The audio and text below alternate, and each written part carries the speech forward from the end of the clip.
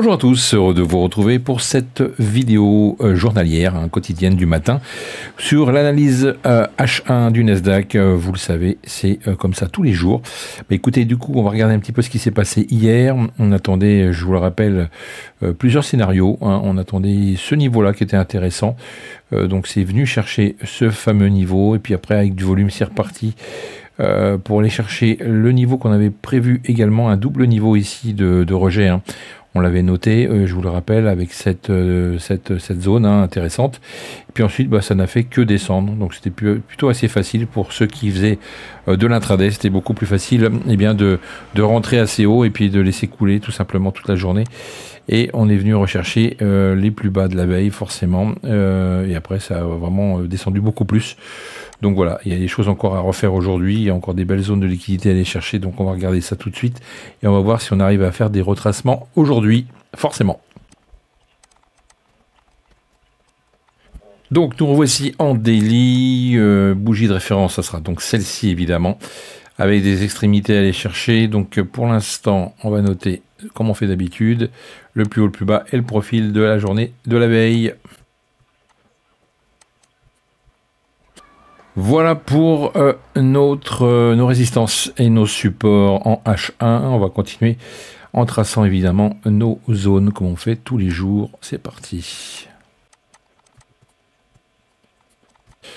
Ok, c'est pas mal comme ça. On a des larges zones. On voit ici sur des rejets. Donc du coup, je l'ai noté beaucoup plus large que certaines. Ici, on est sur une zone d'achat puisqu'il y a...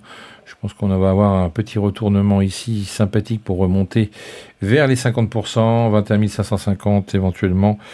Donc on va noter ça tout de suite avec notre petite flèche, comme on fait tous les matins. Donc soit on monte directement sur les 21 550, avec peut-être un retour après vers le milieu ici. Alors on pourrait éventuellement, attendez, tracer ici.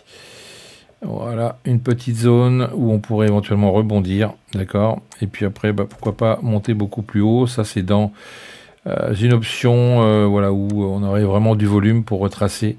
Et pourquoi pas remonter complètement par le haut, je ne sais pas. En tous les cas, pour l'instant, ça m'a l'air assez faiblard ce matin. Donc on va voir, on est en train de faire un range ici.